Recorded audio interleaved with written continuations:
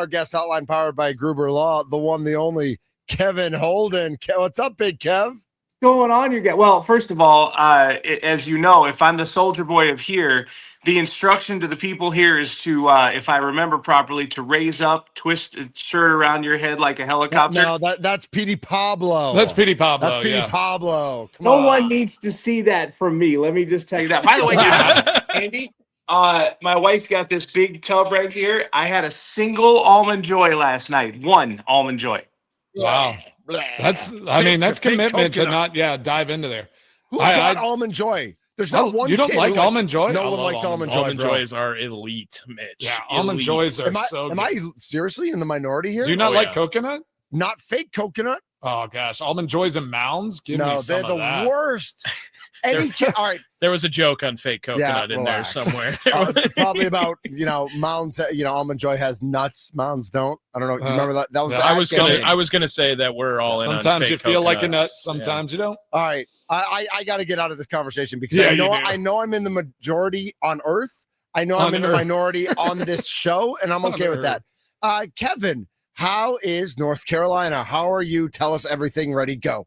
Man, first of all, it's great to see you guys, to get this piece of what's been 15 years of our history. My wife and I, we miss the folks in Wisconsin. It's it's that time of year here in North Carolina. I'll tell you a couple things. One, it's super busy and super fun. I've got a great team at work. We are putting in the hours. You got UNC, NC State, Duke, the Panthers, the Carolina Hurricanes.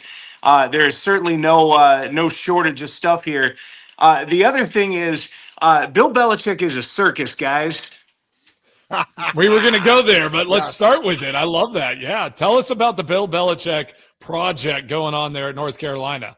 So, how's it gone so far? You guys know the record. You see that they have 2 wins and there's not going to be a bowl game and all that other stuff. And you guys have heard the parts with the girlfriend and the documentary and all the other stuff. And I can tell you from seeing this on the inside through the first 10 months of the Belichick era, it is an absolute circus. There's just it's bizarre, man. Like you when you're going to talk to the head coach, like you guys know Matt LaFleur is going to speak on this day, right? He'll talk to you on Monday, he'll talk to you on Wednesday.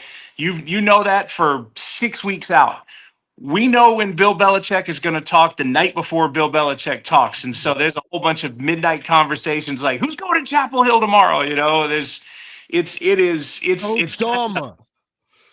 Yeah, it's nutty, man. And I mean, you guys know Belichick is first class head coach, one of the best coaches of all time. I don't think anyone could really argue that part of it, but he's adjusting. It's the college realm. The kids know more about 6'7" than they do about some of the schemes he's bringing in there. Yeah, there you go.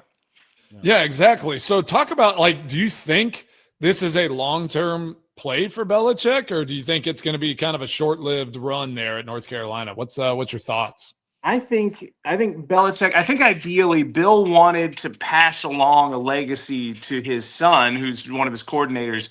And this is like a family business where it's like I'm gonna just pass this university job over to you. Like that seems a little ridiculous. But yes, go ahead. Oh yeah, it's it's really true. I mean, Belichick's Bill is in his 70s.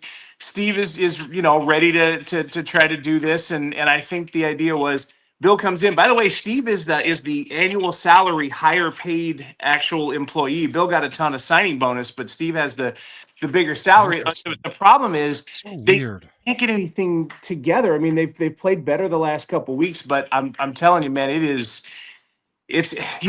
college football is a whole culture. There's a team in the middle, and then around it you've got boosters, and you've got history, and you've got all this other stuff, and they got a lot of building to do. So I don't know. I would not be 100% shocked if it's a 1-year deal for Belichick, just because. I mean, there's been a whole lot of stuff and not a whole lot of winning football in Chapel Hill. Yeah, are they getting the players though? I mean, I know they opened up a lot of NIL money whenever he came on board and all that. Are they getting the athletes there that they were hoping to get, or are people kind of are players not like as excited as they were hoping they would be to go play for Bill Belichick? I mean, there's been a chunk of it where Bill Belichick shows up at your high school and the world jumps, and that's significant. And I think that'll come into play a little bit later. They have 70 guys on the roster who it's their first year at UNC, and so there's a lot of just coming together. And spring practice and summer practice doesn't necessarily get you there. And they've through 3 or 4 or 5 games of the season, there was a point where they started to show improvement when they got to bye week. So I think the caliber of athlete is still pretty good. The other thing I worry about, like I was saying, I mean, I made the 6'7" joke, but if you're 17 years old or 18 years old, do you really, I mean, they say the name Bill Belichick and they talk about, it's great Super Bowls. And these kids are like, it was before my time, man. Like, no real reason. I don't think care, it carries as much in like the young athletes world anymore, right? They're just like, all right, what can I get? How can I make my brand important? The coach isn't going to do that for me. I can do it for myself. Mason, if Tom Brady's old, then Bill Belichick's really old, right? Yeah, exactly. If I'm 17 or 18. Exactly. Yeah. Well, and he doesn't make up for it with charisma. Let's be honest about that. So I mean, I guess it's going to be Steven now, and then whoever if him and his and what's her name? What's his Jordan? Girlfriend? Jordan. That's right.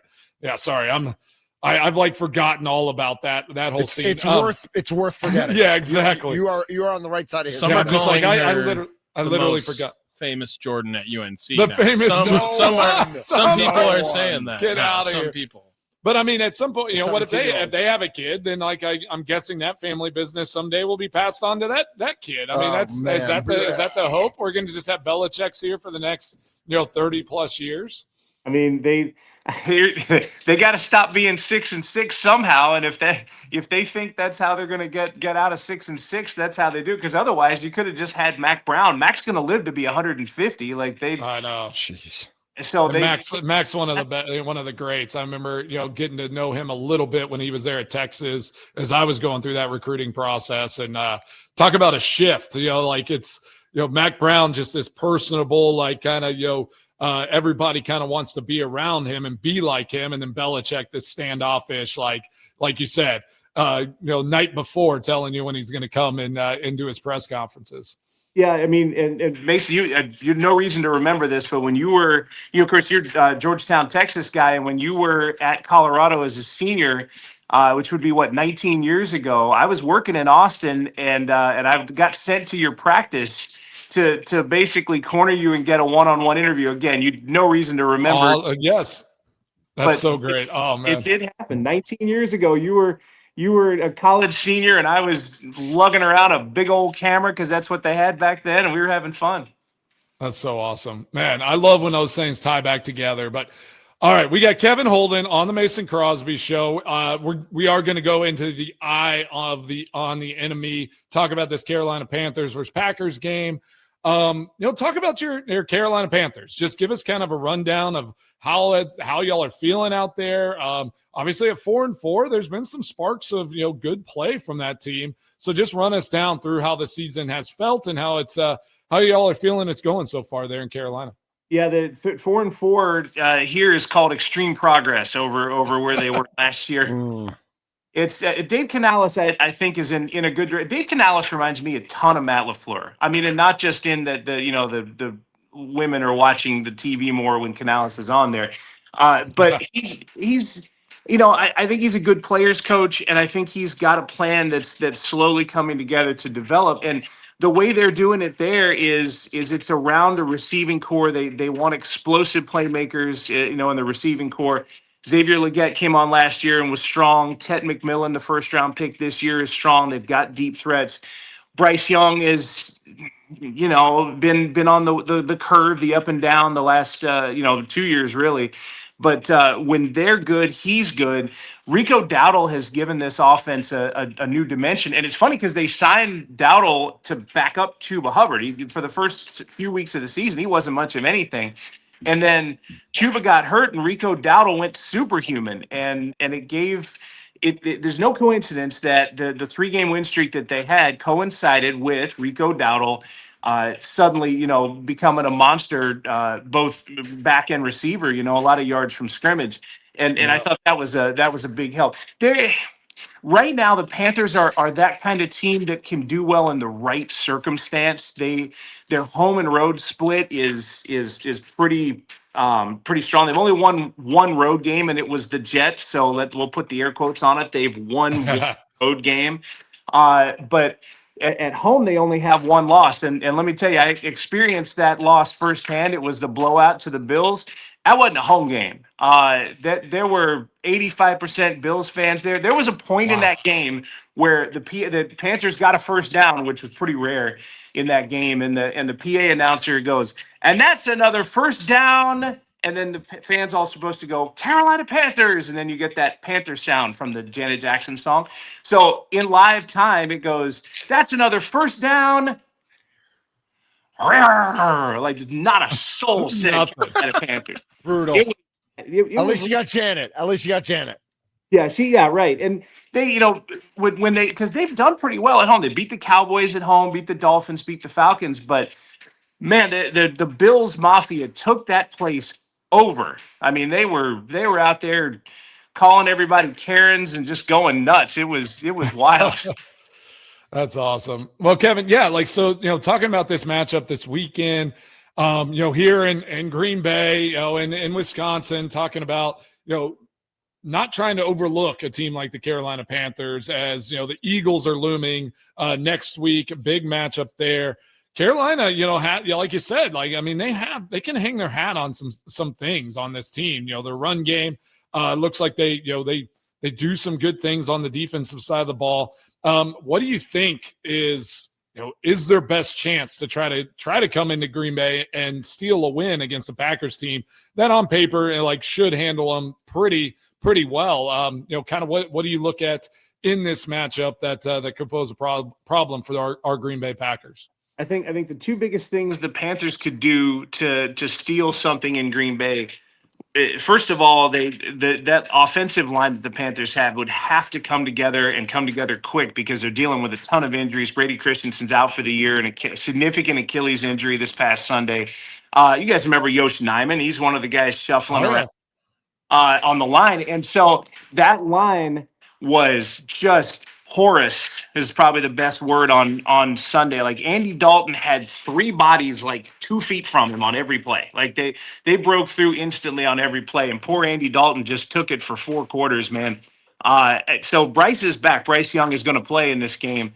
The line has got to, hopefully they find a way to protect Bryce Young and give him time. If he does, if they give him time, Leggett, McMillan, these guys, these deep threats, they'll be an issue. Like he'll pick up his yards. The other thing is the Panthers defense would have to find a way to slow down this Jordan Love train. And good luck, because defensive coordinators all over the NFL are trying to do it. And that train is gaining speed, not losing speed. But you've had quarterbacks that have come up with some really good days against the Panthers defense, so they would have to come up with something there. Stops on third down, all the fundamental kind of stuff. But if the Panthers can get some momentum on offense throwing the ball, from there you can use Rico Dowdle to get them over the top, and they can stop or contain Jordan Love and all of the receivers that they have, then maybe there's a chance. But we're talking about kind of a long shot there. That's right. Yeah.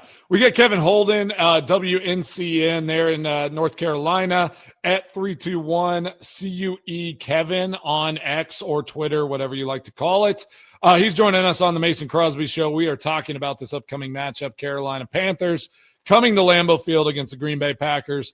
You talked about Ted McMillan, right? And, obviously Packers for the first time, it feels like in the history of the organization, drafted a first-round wide receiver as well. What has Ted McMillan been on this Carolina Panthers? Like, has he overachieved, or is he just kind of being the guy that everyone expected him to be there in Carolina? I think he's exceeded expectations for the first year, and Nice. the expectations are a little different. In other words, if you put Golden and McMillan side by side, I think your skill sets are pretty similar. Here, the difference is Golden doesn't have to come in and lead an offense, right? Or be one of the vocal voices of an offense, because there are so many, LaFleur and Jordan Love and the other receivers on the team. There's so much there that what Golden needs to do in Green Bay is just be a productive part of the offense. Ted McMillan has to bring confidence to the Panthers offense. It's a little different. There's a little higher expectation. And for that, even if the numbers, some might say, okay, they're pretty good, or some might think he should do better. I think the numbers he has brought and the confidence he's brought to the offense, the comfortability that he could give somebody like Bryce Young, I think he's done pretty well. I mean, look, if we're being truthful, what the Panthers need is Greg Olsen to come down out of the broadcast booth and play tight end. His age, they need a security blanket, because it's Dowdle and it's deep threats, and poor Bryce Young or Andy Dalton or Hendon Hooker or whoever it's going to be, under center in a particular play, does not have that 8 to 10 or can we get like a 2012 Jermichael Finley, like a 2011 Jermichael Finley out there? He would be a superstar for this Panthers team. For sure. Kevin Holden joining us here on the guest hotline, powered by Gruber Law. One call, that's all. Want to switch gears with you real quick, Kevin. Give us the update on Con Knippel, and is Pat Connaughton going to make it through the whole season with the Hornets, or are they going to release him at some point? It seems like he's kind of nearing the end of his NBA usability, but Con Knippel looks like he's played pretty well so far. Yeah, Con is. And of course, you have interest all throughout the state, because Con played his college ball near us here at Duke, and so a lot of fans have sort of followed that to Charlotte. And I just want a quick detour on this. It's interesting to me. So we are in Raleigh, which is about 2.5 hours east of Charlotte, and it's not a guarantee that fans here like the Hornets the way it is in Wisconsin. Everybody likes the Packers and the Bucks and the Brewers. It's not necessarily the case for the Hornets. They're building from scratch outside of the city of Charlotte. So what Con has done has gotten fans in this area, what they call the Triangle, to be more interested in the Hornets, to pay attention to what's going on. But smart. Yeah, right. It was a good move all the way around. Plus, he's just a really good player. Con hits threes. He plays good defense. He's helped them move forward. As for Connaughton, I mean, I don't know. I got a soft spot for that dude, right? We all do, right? Yeah. We all love Pat Connaughton. I mean, he was a huge part of the 21 championship team. He's just not serviceable in the NBA anymore. He needs right now. He is a guy who can help the young guys, the Deion Jameses and so on, come along, in the system. So he'll have value on that front. But yeah, it's one like.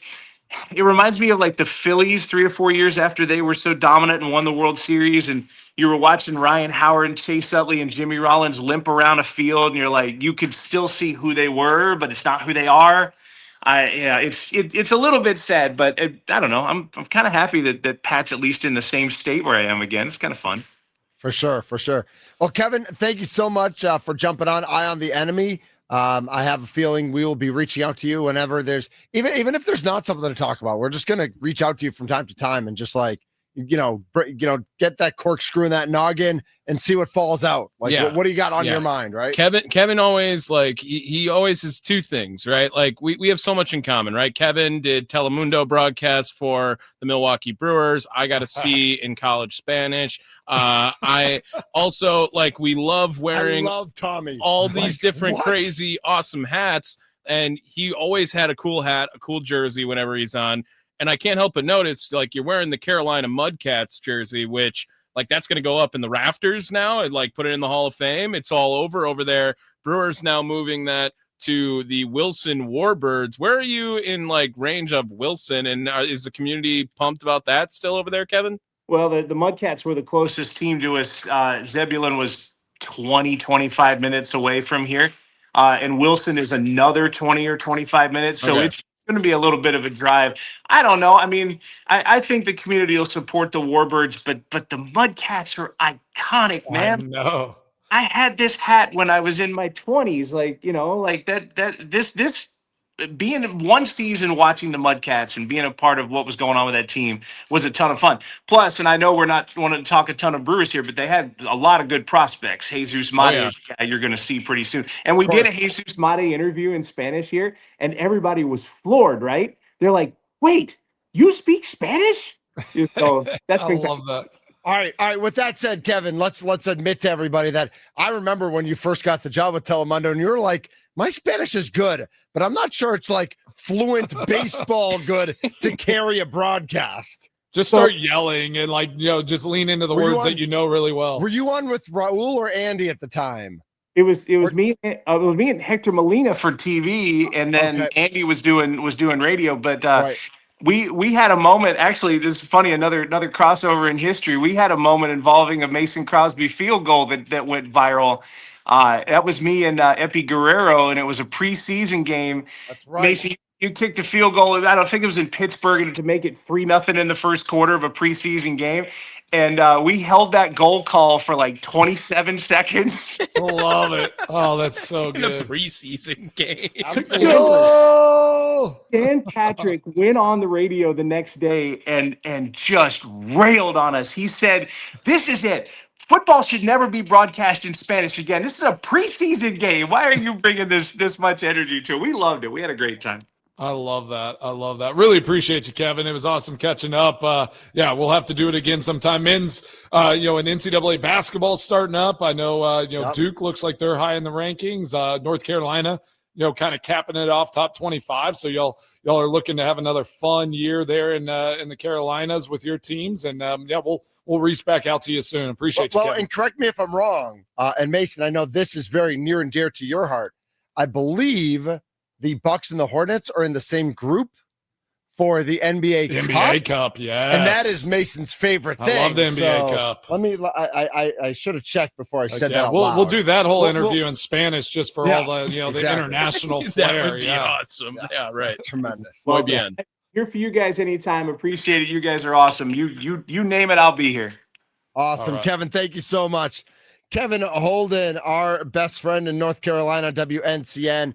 Was at CBS 58 here in Milwaukee for 100 years. Follow him on Twitter at 321Q Kevin, CUE, like get Kevin ready, Q Kevin. Because, that's the only way he knows how to go on. He's a TV guy. So he doesn't know when to go on unless somebody gives him the 3-2-1 countdown. Yeah, exactly. And it's like, that's how the TV guys roll. Much more coming up. We got Business of Ethics, 5 for 5, which Tommy tried to explain to me on Wednesday, and I still don't understand. But I definitely understand the NCAA delaying by 3 weeks their gambling. We'll see if that is a temporary delay or if that the full kibosh gets put on that worst idea of all time. Welcome to the NCAA. Business Ethics coming up next. And then, of course, we'll wrap things up with Mason's favorite candy during Mason's Extra Points to end the show. This is the Mason Crosby Show presented by Verizon, the official 5G network of the Green Bay Packers.